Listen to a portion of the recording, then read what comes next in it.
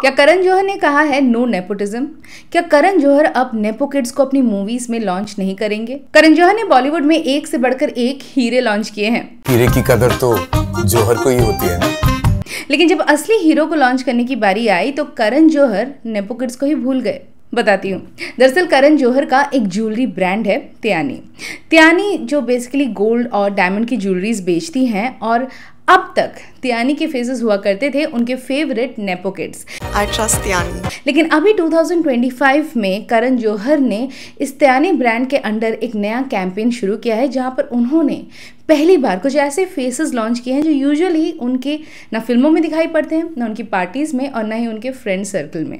पहले त्यानी के चेहरे हुआ करते थे जानवी कपूर, शनाया कपूर, महीप कपूर, सिद्धार्थ मल्होत्रा, भावना पांडे, सीमा सजदा, नीलम कोठारी और अब 2025 के त्यानी के इस नए कैंपेन में नजर आएंगी Shefali Shah, Tillotama Shome, Shweta Tripathi and Rasika Duggal. Can you believe it? ये पहली बार होगा जब करण जौहर ऐसी एक्ट्रेसेस को लॉन्च कर रहे हैं जिनमें ग्लैमर नहीं बल्कि टैलेंट है, नेपोटिज्म नहीं बल्कि रियल टैलेंटेड एक्टर्स को लॉन्च कर रहे हैं। अपने फेवरेट नेपो किड्स के माइंड बॉगलिंग परफॉर्मेंसेस के बाद उनके गिरते हुए करियर ग्राफ को देखते हुए शायद Karan has finally realised his mistake और अब शायद वो रियल टैलेंट की तरफ आगे बढ़ रहे हैं।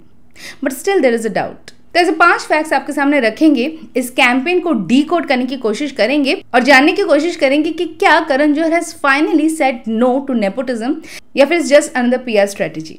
हेलो, मैं तनुश्री और आप देख रहे हैं very interest. So in the year 2016 Karan Johar launch Tyaani. So basically it's a 22 carat gold and diamond jewellery brand और इस ज्वेलरी की डिजाइनर और स्टाइलिस्ट थी महीप कपूर।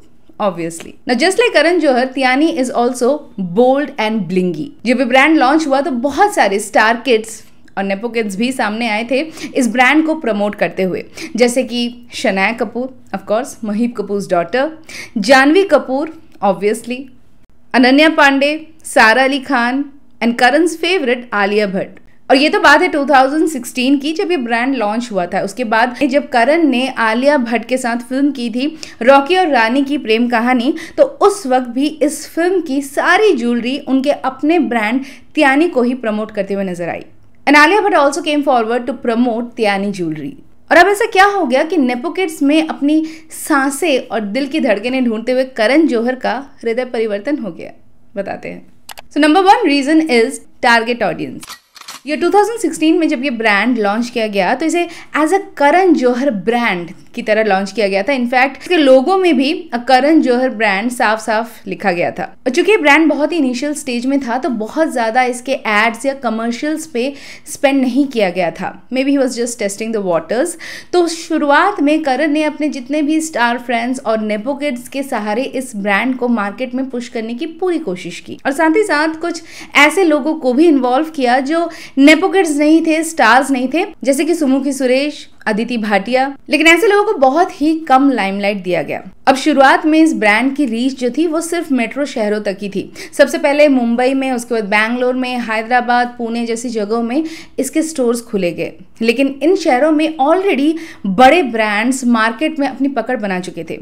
और इसी में आता है हमारा सेकेंड पॉइंट, रीब्रांडिंग। अब पोस्ट कोविड एरा में जो ऑडियंसेस की चॉइसेस पूरी तरह से बदल चुकी थी, स्पेशली टियर 2 और टियर 3 सिटीज में। अब लोग बोले चूड़ियां बोले कंगना के बजाय रियलिस्टिक फिल्मों और OTT रिलीजेस की ओर बढ़ने लगे थे। बेसिकली धर्मा की जगह दिल्ली क्राइम्स रूल कर रहा था। साथ ही साथ मिर्जापुर, पाताल लोक जैसी सीरीज भी बहुत हिट हुई। और अब इन टियर 2 और टियर 3 सिटीज के लोग सिर्फ बड़े स्टार्स या एक्टर्स या नेपो किड्स को ही नहीं देखना चाहते थे। They wanted someone who is more relatable, specially वो एक्टर्स जो अभी भी मिट्टी से जुड़े हैं, जिन्हें देखकर ऐसा लगता है कि यार ये तो एकदम मेरे ही जैसा है, जैसे कि रसिका दुग्गल, शेफाली शाह, तिलोत्तमा शोम या फिर ऑफ कोर्स श्वेता त्रिपाठी। अब इनमें हम नवाजुद्दीन सिद्दीकी और पंकज त्रिपाठी और मनोज बाजपेयी जैसे एक्टर्स को भी लाइन अप कर सकते हैं। और जहां पर बड़े एक्टर्स और नेपो किड्स को लोग देखते हैं, वहीं पर जब इन मिट्टी से जुड़े एक्टर्स की बात आती है तो लोग इनको सुनते भी हैं क्योंकि इनसे वो रिलेट कर पाते हैं। और मूवीज़ का तो हमारी लाइफ में कितना बड़ा रोल होता ही है। तो डेफिनेटली जब आप ज्वेलरी खरीदे या कोई भी आप अपनी लाइफ का बड़ा डिसीजन ले किसी ब्रांड को लेकर, तो आप एक ऐसे ही ब्रांड एम्बेसडर को एक्सेप्ट करेंगे जिससे आप रिलेट कर पाए। और शायद इसीलिए करण जौहर ये फोर्सेस ऑफ त्यानी नाम का कैंपेन लेकर आए हैं, जिसमें वो बहुत ही रिलेटेबल और रियलिस्टिक चेहरे उन्होंने लॉन्च किया है, जिसे देखकर लोग ये कहें कि हाँ, ये तो मेरे ही जैसे हैं। And Karan is perhaps very smartly trying to cash on the sentiments of people. यहाँ पर ट्रेडिशनल ब्राइड्स नहीं दिखाई गई हैं। अगर आप इस एड कैंपेन को भी देखें तो आपको वहां पर बहुत ही बोल्ड और कॉन्फिडेंट फेसेस नजर आते हैं, सिर्फ ग्लैमर और कपड़ों से नहीं बल्कि अपने एटीट्यूड से। अब ज्वेलरी शॉपिंग का एक बहुत बड़ा हिस्सा होता है बजट, और जहां तक बजट की बात आती है तो Tyaani is a very affordable brand, और शायद Karan Johar is trying to also cash on the affordability part of Tyaani. अब basically Tyaani is a low budget jewellery. इनके जो बेसिक प्राइस रेंज है वो 10,000 से शुरू होते हैं और मैक्सिमम 10 लाख तक जाते हैं। जहाँ पर मार्केट में दूसरी ज्वेलरी ब्रांड्स करोड़ तक के सामान बेचती है, वहाँ पर त्यानी इज कंपैरेटिवली वेरी अफोर्डेबल। अब कई बार आपके फेवरेट स्टार्स या ये एक्टर्स जो होते हैं कुछ ऐसे ब्रांड्स को प्रमोट करते हुए ऑन स्क्रीन नजर आते हैं जिन्हें देखकर आप आसानी से कह सकते हैं कि यार ये प्रमोशन तो कर रहे हैं लेकिन डेफिनेटली खुद यूज नहीं करते होंगे। और ऐसे में अक्सर मेरे दिमाग में एक बात आती है कि ऐसे एड्स बनाने का आखिर क्या ही फायदा जिसे ऑडियंस साफ साफ देखकर समझ जाए कि आप उन्हें बेवकूफ बना रहे हैं। Nobody is that fool, right? और शायद करण जौहर ये बात बहुत अच्छे से जानते हैं और इसीलिए उन्होंने ऐसे फेसेस लॉन्च किए हैं जो मिडिल क्लास को रिप्रेजेंट करते हैं, जो खुद मिडिल क्लास बैकग्राउंड से आते हैं, और इन्हें देखकर ऐसा लगता है कि शायद ये डेफिनेटली इस तरीके की ज्वेलरी खुद भी पहन सकते हैं। मतलब ये स्टार किड्स और स्टार्स तो डेफिनेटली करोड़ के तो हैंडबैग्स इनके होते हैं, लाखों के तो इनके कपड़े होते हैं, वहां पर इनकी ज्वेलरी सिर्फ कुछ हजार की, ये बात हजम नहीं होती, right? Image cleaning and PR.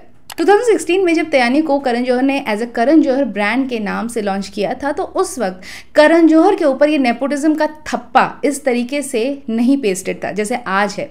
आज सिचुएशन एकदम बदल चुकी है। करण जौहर को नेपोटिज्म का पोस्टर बॉय बताया जाता है और करण जौहर को पब्लिक का बहुत सारा हेट और आउटरीच भी मिलता है। सो मच सो कि करण जौहर एकदम से एक इमेज क्लीनिंग स्प्री में आ गए हैं। जगह जगह वो पॉडकास्ट और इंटरव्यूज में अपना रोना रोते हुए नजर आते हैं कि किस तरीके से उन्हें बुली किया जाता है, किस तरीके से लोग उनका मजाक उड़ाते हैं। जब से मैं जवान था तो लोगों ने मजाक ही उड़ाया। किस तरीके से उन्हें नेपोटिज्म का पोस्टर बॉय बोला जाता है। There was the beautiful word that got launched on my show, a stunning word called nepotism. जिस वजह से वो कितना ज्यादा हर्ट है। मेरे बोलने के स्टाइल पे, मेरे चलने के स्टाइल पे एकदम से करण जौहर इतने सारे पॉडकास्ट और इंटरव्यूज में वही एक ही चीज बोलते हुए नजर आ रहे हैं कि ये देखकर साफ साफ नजर आता है कि एक बहुत ही थॉटफुली क्राफ्टेड और प्लान्ड पीआर स्ट्रेटेजी है जिसमें करण जौहर की इमेज क्लीन करने की कोशिश की जा रही है। अब करण जौहर खुद को नेपोटिज्म का जो ठप्पा उन पर लग चुका है उसे मिटाने की कोशिश कर रहे हैं और अपने आप को आउटसाइडर्स और रियल टैलेंट को सपोर्ट करते हुए नजर आते, एटलीस्ट दिखाना तो चाहते ही हैं। You are not going to be able to stick on if you don't have what it takes to be successful, which is pure organic talent. शायद करण जौहर ने ये ज्वेलरी ब्रांड तो 7 साल पहले बनाया था, लेकिन लगता है कि हीरे की असली पहचान उन्हें 2025 में हुई है।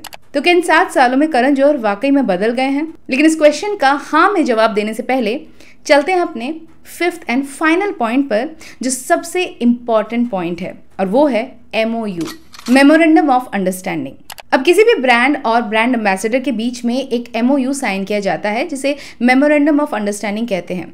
इस MOU के अंडर बहुत सारे क्लॉजेस और पॉइंट्स होते हैं और इसमें सबसे मेन और इम्पॉर्टेंट पॉइंट होता है conflict of interest and damage to the credibility. यानी अगर आप एक ब्रांड के एम्बेसडर हैं तो उसी प्रोडक्ट कैटेगरी में आप किसी राइवल ब्रांड के ब्रांड एम्बेसडर नहीं बन सकते। कुछ ऐसा ही हुआ था विराट कोहली के साथ। ईयर 2008 और 2013 के बीच में विराट कोहली नाइकी के ब्रांड एम्बेसडर थे, लेकिन इससे पहले कि उनका नाइकी के साथ टेन्योर खत्म हो वो ऑलरेडी दूसरे राइवल ब्रांड्स के साथ नेगोशिएट करना शुरू कर चुके थे। और इसी वजह से जब नाइकी को इस बारे में पता चला तो उन्होंने विराट कोहली को एक लीगल नोटिस भी भेजा था और फाइनली वो नाइकी से निकाल दिए गए थे और फिर जाकर उन्हें पूमा में साइन किया गया था।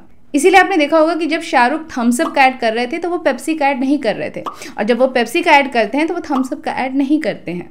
और ये MOU ही करण जौहर के लिए भी एक बहुत बड़ा सरदर्द बन चुका है, क्योंकि करण जौहर के जो फेवरेट नेपोकिड्स हैं वो ऑलरेडी किसी ना किसी बड़े ज्वेलरी ब्रांड के ब्रांड एम्बेसडर हैं और इसीलिए वो शायद अब त्यानी को प्रमोट नहीं कर सकते। जैसे कि अनन्या पांडे है स्वरोस्की इंडिया के साथ, सारा अली खान TBZ ज्वेलर्स के साथ है। Kiara Advani Senco gold and diamonds के साथ है। Janhvi Kapoor promotes Kalyan jewellery. Khushi Kapoor is the brand ambassador of Diamantina jewellery. Alia Bhatt is the face of Malabar gold and diamonds and so is Kareena and Kajol. Shanaya Kapoor is also the brand ambassador of Hazoori Lal jewellers. और ऐसे में करण जौहर जाए तो जाए कहाँ, और ही इज मजबूर to take the route less travelled and that is the route towards casting outsiders. और कहते हैं ना कि ना बाप बड़ा ना भैया, सबसे बड़ा रुपया। और ये जितने भी ब्रांड्स हैं they are already very well established और बिगर ब्रांड्स कंपेयर टू त्यानी, और इसीलिए इन नेपो किड्स को काफ़ी अच्छा पैसा इन ब्रांड से मिल रहा है कंपेयर टू त्यानी, जहाँ पर शायद उन्हें एक गुडविल जेस्चर की तरह फ्री में काम करने को ही मिल रहा था। त्यानी का जब इनिशियल लॉन्च हुआ था तब सारे के सारे नेपो किड्स की फौज इस ब्रांड को प्रमोट करते हुए नजर आई थी, और साथ ही थे करण के फेवरेट बॉलीवुड वाइब्स भी। लेकिन इन 7 सालों के बाद भी त्यानी एक ऐसी ज्वेलरी ब्रांड है जिसके बारे में बहुत ही कम लोग ही जानते हैं। और जैसा कि नेपो किड्स के साथ करण जौहर की फिल्में अक्सर पिटती हुई नजर आई हैं, वैसे ही शायद करण जौहर का भी ये डर है कि उनका ब्रांड भी कहीं पिट ना जाए। और शायद करण जौहर अब कोई रिस्क नहीं लेना चाहते हैं और ऐसे फेसेस को लॉन्च करना चाहते हैं जिन्हें ऑडियंस ऑलरेडी अपना चुकी है। लेकिन चलो इतना भी हार्श क्या बनना, maybe just maybe Karan Johar is actually has changed. क्या पता करण जौहर अपने सिर्फ साइज में ही नहीं बल्कि सोच में भी बदल गए हों। लेकिन करण जौहर वाकई में बदल गए हैं या नहीं, ये तो तब समझ में आएगा जब सिर्फ उनके एड कैंपेन्स में ही नहीं बल्कि उनकी मूवीज में ही ऐसे रियल टैलेंटेड एक्टर्स लॉन्च किए जाएं। तो ये तो वक्त ही बताएगा। अगर करण जौहर के आने वाली फिल्मों में भी ऐसे ही चेहरे नजर आते हैं तो डेफिनेटली हम कह सकते हैं कि Karan has changed, otherwise we can say it's nothing but a marketing gimmick. And just like Tyaani very few people know about Tanushree. So अगर ये वीडियो अच्छा लगे तो इस वीडियो को एक लाइक करना और इस चैनल को और करीब से जानने के लिए इस चैनल को सब्सक्राइब जरूर करना। मैं मिलती हूँ नेक्स्ट संडे ठीक रात 9 बजे एक और बॉलीवुड से जुड़ी कहानी या टॉपिक लेकर जो होगी वेरी इंटरेस्टिंग।